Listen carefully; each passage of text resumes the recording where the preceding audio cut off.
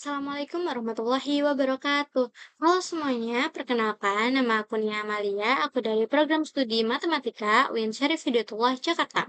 Pada kesempatan kali ini, aku akan membahas mengenai soal ujian akhir semester dari mata kuliah algoritma dan struktur data. Oke, tanpa berlama-lama kita langsung bahas soalnya aja yuk. Oke, pada soal yang pertama ini, kita diminta untuk mengecek apakah suatu bilangan itu tuh merupakan bilangan prima transformatif. Jika bilangan tersebut masuk ke bilangan prima transformatif, dia harus memenuhi tiga syarat. Yang pertama, truncatable alternatif, yang kedua, rotatable, dan yang ketiga, mirror truncatable. Nah, untuk ngeceknya, kita pertama membuat definisi dulu dari fungsi check underscore prima dalam kurung n. Jika n kurang dari 2, maka kita return false. Jika n sama dengan 2, kita return true. Jika n modulo 2 sama dengan 0, kita return false. Lalu, pembagi sama dengan 3, well pembagi dikali pembagi kurang dari sama dengan n. Jika n modulo pembagi sama dengan 0, kita return false. Lalu pembaginya kita tambah dengan 2. Setelah itu, setelah looping ini selesai, kita return true. Definisi selanjutnya, kita definisikan fungsi angka ke stack dalam kurung angka. Stack sama dengan list kosong. For a in string angka, stack.append integer angka. Setelah itu kita return stack. Lalu kita definisikan stack ke angka dalam kurung stack. Hasil sama dengan 0. For a in stack, hasil sama dengan hasil dikali 10 ditambah a. Setelah itu kita return hasil. Selanjutnya, di sini kita definisikan untuk syarat-syaratnya yaitu fungsi check trunc alternatif stack dalam kurung angka, stack underscore awal sama dengan angka ke stack dalam kurung angka, stack underscore kiri sama dengan stack underscore awal titik 2, stack underscore kanan sama dengan stack underscore awal titik 2. Giliran underscore kiri sama dengan true, while stack underscore kiri and stack underscore kanan. Jika giliran underscore kiri, kita jalankan angka underscore sekarang sama dengan stack ke angka dalam kurung stack underscore kiri. Lalu, jika ini bernilai false, kita jalankan else, angka underscore sekarang sama dengan stack ke angka dalam kurung stack underscore kanan. Jika not check underscore prime, angka underscore sekarang kita return false. If giliran underscore kiri, kita jalankan stack underscore kiri dot pop 0 atau dia nanti akan menghapus dari depan atau dari kiri. Else, kita jalankan stack underscore kanan dot pop, itu artinya menghapus dari belakang atau dari kanan. Selanjutnya, giliran underscore kiri sama dengan not giliran underscore kiri. Lalu kita return true. Fungsi selanjutnya kita definisikan cek underscore rotasi dalam kurung angka, D sama dengan string angka, panjang sama dengan ln D, for I in range panjang, rotasi sama dengan D, I titik 2, dan D titik 2 I. If not check underscore prima, integer rotasi, maka kita return false. Nah, setelah loopingnya dijalankan semua, kita return true.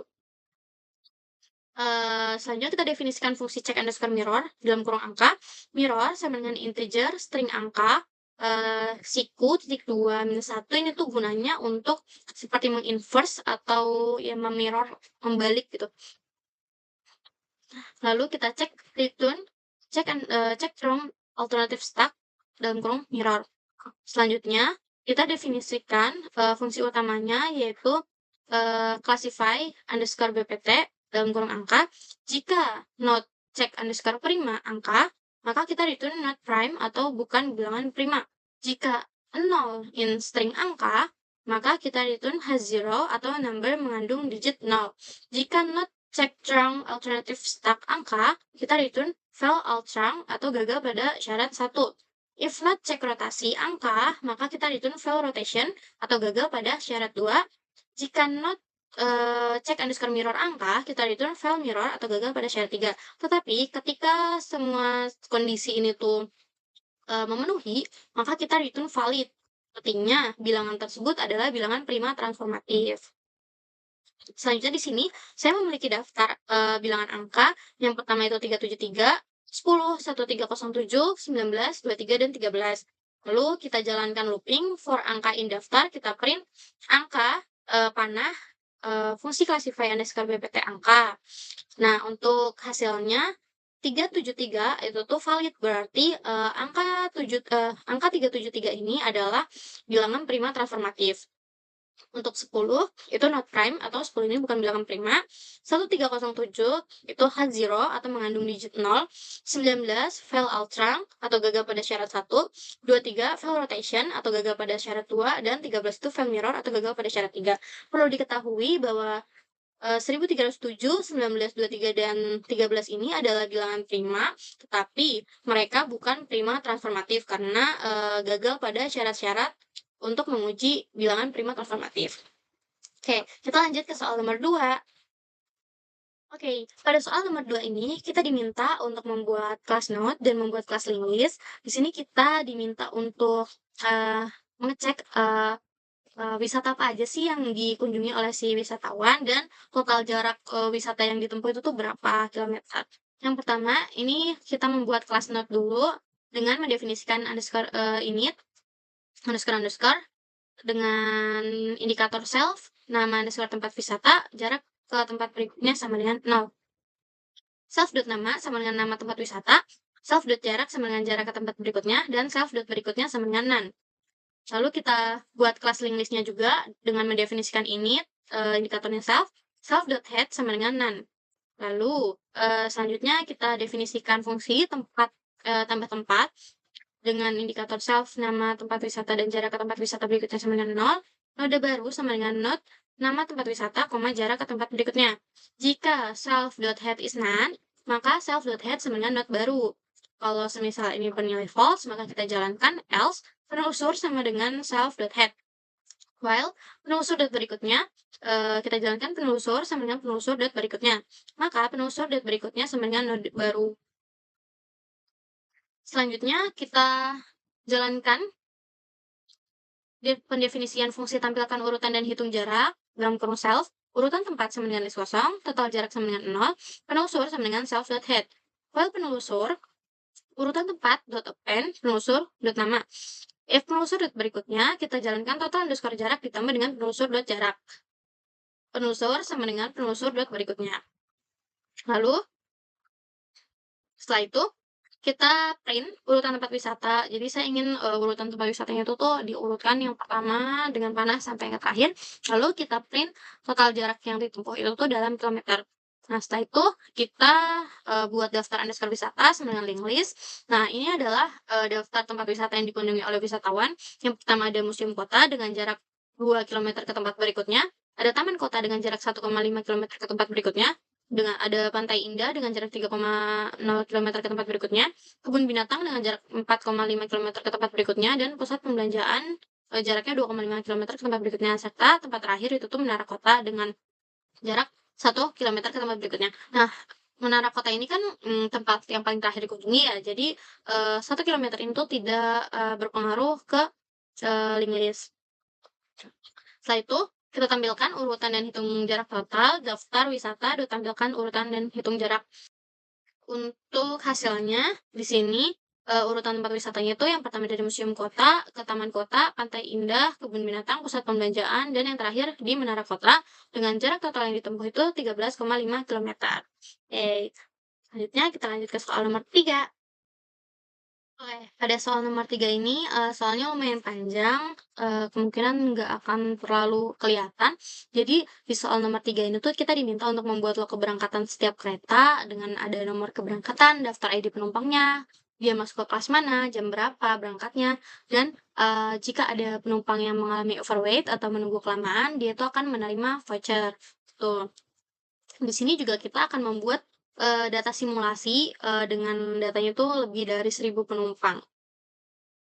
Oke, sebenarnya data untuk menjawab soal nomor 3 ini tuh lumayan panjang, jadi kemungkinan saya tidak akan menjelaskan satu persatu dari baris kode, tapi akan menjelaskan kode ini tuh potongannya untuk digunakan untuk apa sih gitu. Yang pertama kita import pandas svd, import random, from datetime, import datetime, time delta, from collection, import jq, from string, import ASCII, uppercase. Nah, yang pertama kita buat tanggal simulasinya dulu. Jadi di sini tuh saya ingin mengecek keberangkatan kereta pada 1 hari saja. Jadi sini saya membuat keberangkatan kereta pada tanggal 27 bulan 7 2025 dengan waktu mulai kedatangan penumpangnya itu dimulai dari jam 8 pagi sampai waktu akhir kedatangannya di jam 11 malam atau 23.00. Kenapa ada batas waktu akhir kedatangan? Agar, penumpang itu tidak datang lebih dari jam, eee, yang ditentukan ini. Karena kalau semisal ada penumpang yang datang lebih dari jam 1, penumpang itu harus, masuk ke daftar list antrian terlebih dahulu. Jadi penumpang itu nggak bisa langsung masuk ke kereta. Nah, kalau semisal ada penumpang yang datang di jam 23.45 dan kereta yang terakhir itu di jam 23.45 misalkan, maka penumpang itu kemungkinan tidak akan, mendapatkan kereta di hari tersebut. Jadi, untuk mengantisipasi hal tersebut, kita membuat waktu akhir kedatangannya di jam 23.00. Lalu interval pola keberangkatan, kereta itu akan berangkat setiap 15 menit sekali. Oke, selanjutnya ada pendefinisian yang pertama, yaitu ini digunakan untuk membuat data awal penumpang simulasi dengan total penumpang itu 1.500. Dan di sini juga ada kelas-kelasnya. Yang pertama ada premium, yang kedua bisnis, dan yang ketiga ekonomi dengan probabilitas tiket masing-masingnya itu 0,2, 0,3, dan 0,5. Selanjutnya di sini potongan kode ini digunakan untuk membuat daftar ID group jika ada penumpang yang datang secara berkelompok. Lalu daftar penumpangnya sama dengan list kosong. Ini digunakan untuk menyimpan ID group dan melacak berapa banyak penumpang yang tersisa dalam grup. Nah, pada potongan kode ini digunakan untuk melakukan looping yang loopingnya itu berjalan sebanyak data simulasi yaitu 1.500 untuk membuat data penumpang. Nah, di sini juga saya menambahkan penumpang yang datang itu tuh berjarak setiap 0 sampai 2 menit. Nah, tetapi ketika penumpang itu datang secara berkelompok, mereka datang pada waktu yang sama. Gunakan untuk menambahkan, mengecek penumpang yang ada dalam grup. Setelah itu, pada potongan kode ini digunakan untuk menghitung waktu kedatangan sebenarnya para penumpang. Lalu, pada potongan kode ini digunakan untuk memastikan bahwa tidak ada penumpang yang datang setelah waktu akhir kedatangan. Pada kode ini digunakan untuk menambahkan data lengkap penumpang ke dictionary. Jadi, di daftar penumpang itu ada ID penumpang, nama, kelas tiket, waktu kedatangan, dan ID group jika penumpang itu masuk ke dalam suatu kelompok. Lalu kita hitun daftar underscore penumpang. Setelah itu, di sini kita buat kapasitas kereta itu tuh 60. Jadi kapasitas kursinya itu adalah 60 dengan minimal kursi ekonomi ada 9, minimal kursi bisnis itu 15. Dan ekonomi dan bisnis ini tuh itu tuh bisa meminjam kursi dari premium dengan maksimal pinjam kursi itu tuh 12. Lalu ada batas waktu tunggu, ekonomi itu 45 menit, bisnis 30 menit, dan premium 15 menit.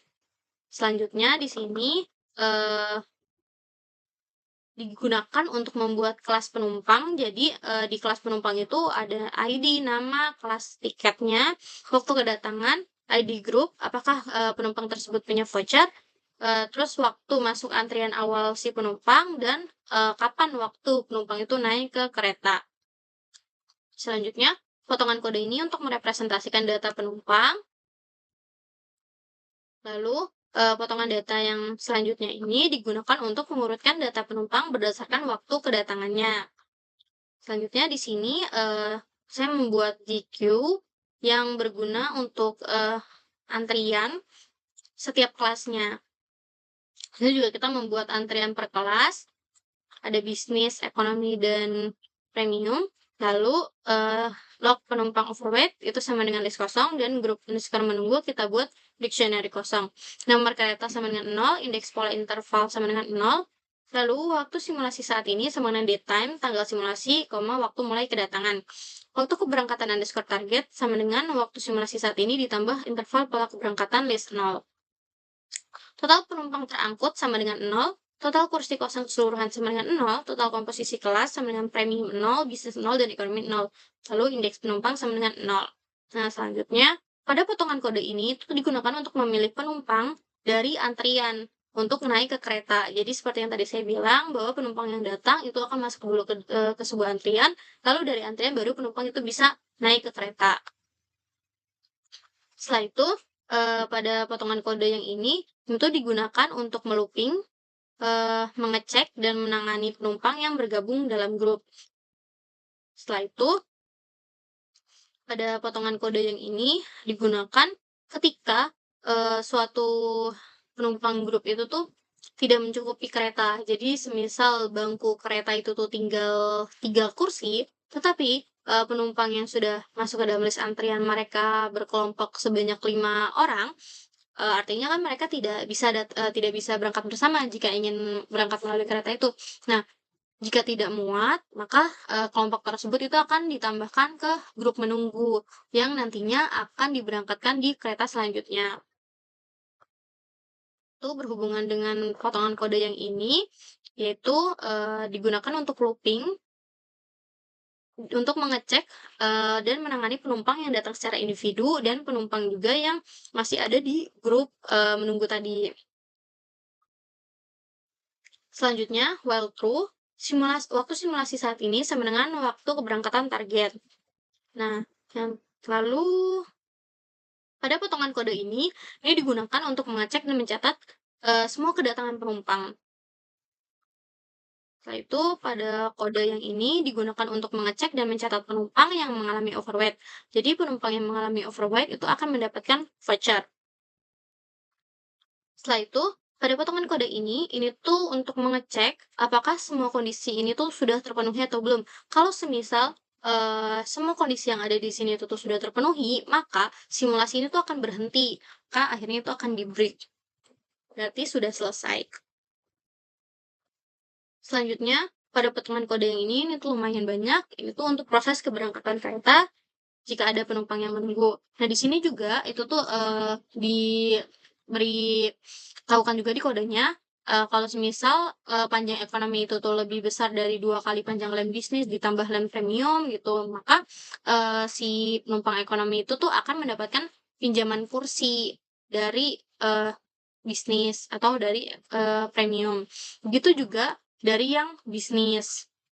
Kalau semisal dia lebih banyak, dia akan mendapatkan pinjaman kursi juga. Setelah itu, pada potongan kode ini itu tuh digunakan untuk mencatat setiap penumpang yang berhasil naik ke dalam kereta. Lalu kita menyimpan juga untuk nanti hasilnya di sebuah yield yang berisi nomor underscore kereta, waktu keberangkatan, ID penumpang yang naik, komposisi kelas, total naik, dan kursi yang kosong. Setelah itu, kita menghitung interval waktu untuk keberangkatan kereta berikutnya dengan kode seperti ini. Lalu kita return. Setelah itu, ini if name untuk mengambil acak data, tapi masih tetap sama. Data penumpang simulasi sama dengan data penumpang awal, yaitu 1.500. Log keberangkatan kereta sama dengan list kosong. Log final penumpang overweight sama dengan list kosong. Total penumpang terangkut final sama dengan 0. Total komposisi kelas final, yaitu premium sama dengan 0, bisnis 0, ekonomi 0. Jumlah keberangkatan final sama dengan 0. Total kursi kosong keseluruhan final sama dengan 0. Lalu selanjutnya, potongan kode ini digunakan untuk menjalankan generator dan mengumpulkan log. Lalu ini juga digunakan untuk log keberangkatan kereta. Selanjutnya ini kita bisa ngeprint ringkasan kereta hari ini dengan total penumpang yang terangkut itu ada berapa. Nah, kalau potongan kode yang ini tuh untuk ngecek aja penumpang hari ini dari setiap kelasnya itu tuh berapa persen. Kalau ini digunakan untuk mengecek dan mencetak penumpang yang mengalami overweight. Jadi di situ juga akan di output nanti akan terlihat kalau misal ada penumpang yang mengalami overweight itu dia akan diprioritaskan terlebih dahulu dan dia juga akan mendapatkan voucher. Nah, setelah itu kita print log selesai jika semuanya sudah selesai. Nah, ini adalah hasilnya, outputnya. Jadi, keberangkatan kereta yang pertama itu dimulai dari jam 8.15, 15 menit setelah penumpang pertama datang, dengan rincian penumpang premium sebanyak 1 penumpang, yaitu ID-nya 19, penumpang bisnis itu 5 penumpang dengan ID 3, 4, 12, 5, 18, dan penumpang ekonomi itu 17 penumpang dengan ID sebagai berikut. Dan pada keberangkatan pertama ini ternyata masih banyak kursi kosong, yaitu sebanyak 37 kursi. Nah, ketika semisal semua kursinya itu sudah full 60 dan ternyata masih ada penumpang yang akan naik, maka dia akan menjadi penumpang yang overweight dan itu akan diprioritaskan ke keberangkatan kereta selanjutnya. Dan kita bisa melihat di sini dari keberangkatan awal yang berjarak setiap 15 menit sekali ke keberangkatan akhir yaitu di keberangkatan 63 di jam 23.45 dengan total penumpang 24 penumpang ekonomi dan masih ada kursi kosong 36, itu ternyata tidak ada penumpang yang mengalami overweight. Nah, kita bisa melihat lebih jelasan lagi di ringkasan hari ini. Total penumpang yang terangkut itu ada 1.500 penumpang dengan rincian premium sebanyak 304 penumpang atau 20%, bisnis itu 428 penumpang atau 29%, dan ekonomi 768 penumpang atau 51%. Dengan jumlah keberangkatan itu 63 keberangkatan, dan kursi kosong keseluruhan ada 2.280. Di sini juga menampilkan penumpang yang mengalami overweight dan akan mendapatkan voucher, tetapi karena tidak ada penumpang yang mengalami overweight, maka di sini tidak akan menampilkan hasil overweight. Jadi di print tidak ada yang melewati batas. Setelah itu kita print log selesai dan semua penumpang dalam antrian hari ini sudah ditangani. Oke, habis itu kita lanjut ke soal nomor 4. Jadi, pada soal nomor 4 ini, kita diberikan sebuah graf, dan di sini kita harus menentukan jarak terpendek dari kota A ke kota N yang bisa ditempuh oleh Argi untuk segera bertemu dengan si V. Nah, untuk caranya itu tuh sebenarnya ada dua. Kita bisa ngecek dari A ke N, jarak terpendeknya, atau kita bisa cek juga dari N ke A. Tuh, nah, tanpa berlama-lama kita langsung cek aja. Oke, yang pertama kita cek dulu dari A ke N. Jadi dari A ke N itu kita perlu ngelewatin beberapa jalur ya. Nah, jalur yang pertama bisa kita lewatin itu adalah jalur B, C, dan D. Nah, dari jalur B, C, dan D, kita bisa langsung lihat lagi ke jalur selanjutnya. Ternyata ada jalur E dan F juga. Dari terbagi menjadi 3 jalur, terbagi lagi jadi 2 jalur. Nah, kita bisa fokus ke satu jalur dulu. Semisal kita fokus ke jalur yang E, kita cek dari A ke B, lalu B ke E itu tuh panjangnya berapa meter atau berapa angka. Nanti kita cari jarak terpendek dari angka terkecilnya. Tuh 7 tambah 3 berarti ini adalah 10. Lalu A ke C dan C ke E itu 6 tambah 2 berarti 8. Dari A ke D dan D ke E itu 4 tambah 9 berarti 13. Nah, dari ini kita bisa melihat bahwa jalur terpendek itu bisa dari A ke C dan C ke E sepanjang 8. Tetapi masih ada satu jalur lagi nih, itu jalur F. Kita juga harusnya cek. Nah, dari A ke B dan B ke F itu 7 tambah 5 berarti 12. Dari A ke C dan C ke F itu 6 tambah 5 itu berarti 11. Dari A ke D dan D ke F 4 tambah 10 itu berarti 14. Nah, ternyata dari dua jalur yang ini juga kita bisa menentukan bahwa jalur terpendek itu tuh dari A ke C dan C ke E sepanjang 8. Setelah itu, dari E, ternyata itu terbagi lagi menjadi 3 jalur, yaitu ada jalur G, H, I, dan J. Nah, kita bisa cek masing-masing jalurnya. Kalau semisal dari E ke G itu panjang jalurnya 1, dari E ke H itu panjang jalurnya 8, dari E ke I panjang jalurnya 3, dan dari E ke J panjang jalurnya itu 6. Nah, dari sini bisa langsung kelihatan bahwa jalur terpendeknya itu adalah dari E ke G sepanjang satu jalur. Selanjutnya, dari G, ternyata masih kebagi lagi dengan menjadi 3 jalur, yaitu ada jalur K, L, dan M. Kita bisa langsung ngecek aja dari 3 jalur tersebut yang menuju ke N, mana sih jalur terpendeknya. Nah, kalau semisal dari G ke L, misalkan dari G ke K dan K ke N itu panjangnya 6 tambah 7 berarti 13, dari G ke L dan L ke N itu 7 tambah 5 berarti 12, dan dari G ke M dan M ke N itu 5 tambah 8 berarti 13. Nah, dari sini berarti kita dapetin jarak terpendek itu yang paling kecil yaitu 12 dari G ke L dan L ke N. Nah, dari sini kita bisa simpulin bahwa jalur terpendek yang kita dapat dari A ke N itu mulai dari A, lalu ke C, lalu ke E, ke G, lalu ke L, dan terakhir ke N, dengan jaraknya itu 6, ditambah 2, ditambah 1, ditambah 7, ditambah 5. Totalnya itu 21 meter. Oke, kita dapat jarak terpendek pertama yaitu 21 meter dari A menuju C, E, G, L, dan N. Selanjutnya, kita bisa cek dari N menuju A. Nah, dari N, itu kan terbagi menjadi 3 jalur, yaitu bisa lewat K, lewat L, dan N. Nah, dari K, L, dan M juga bisa menuju jadi 4 jalur, dari ke G, H, I, dan J. Ini agak lebih ribet sebenarnya, tapi nggak apa-apa, kita cek satu persatu aja. Kita mulai dari cek di G dulu, dari N ke K ke G itu 6 tambah 7, 13, sorry. Terus, dari N ke L, L ke G itu 12, dari N ke M ke G itu 5 tambah 8, 13. Selanjutnya, dari ini aku bedain warna aja biar nggak bingung. Dari N menuju H, dari N ke K, K ke H, 7 tambah 7 berarti 14. Dari N ke L, L ke K, 5 tambah 2 itu 7. Dari N ke M ke K, 5 tambah 3 itu 8. Oke, selanjutnya, ini ke I.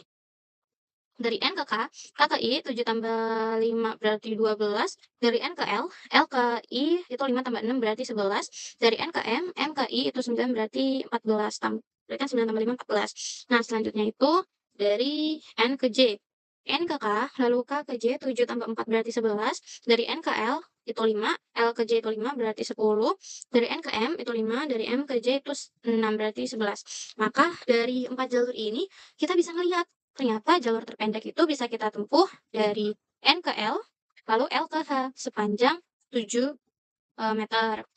Selanjutnya kita bisa langsung cek aja dari H, ternyata terbagi jadi 3 jalur lagi, yaitu bisa ke E atau bisa ke F. Kalau E itu tuh panjangnya 8, kalau F itu panjangnya 3, berarti kita bisa langsung ke F, karena F itu jarak terpendek. Nah, tapi dari F ini ternyata kebagi 3 jalur lagi. Nah, ini kita bisa langsung cek aja dari 3 jalur itu yang menuju ke A, itu tuh jarak terpendeknya itu yang mana. Nah, kita bisa cek dari F ke B, B ke A itu tuh panjangnya 5 ditambah 7 itu 12. Dari F ke C, C ke A itu 5 tambah 6 itu 11. Dari F ke D, D ke A itu panjangnya 4 tambah 10 berarti 14. Nah, dari sini kita bisa langsung lihat aja ternyata jarak terpendeknya itu bisa kita tempuh dari F ke C dan C ke A dengan jarak 11 meter. Nah, kita bisa langsung jumlahin aja total semuanya. Berarti kita bisa menempuh jaraknya dari A ke C ke F, F ke H ke L, dan L ke N. Dengan total jaraknya itu 6, ditambah 5, ditambah 3, ditambah 2, ditambah 5. Total jaraknya itu 21 meter. Berarti kita udah dapat 2 jalur yang ternyata panjangnya itu jaraknya sama-sama 21 meter.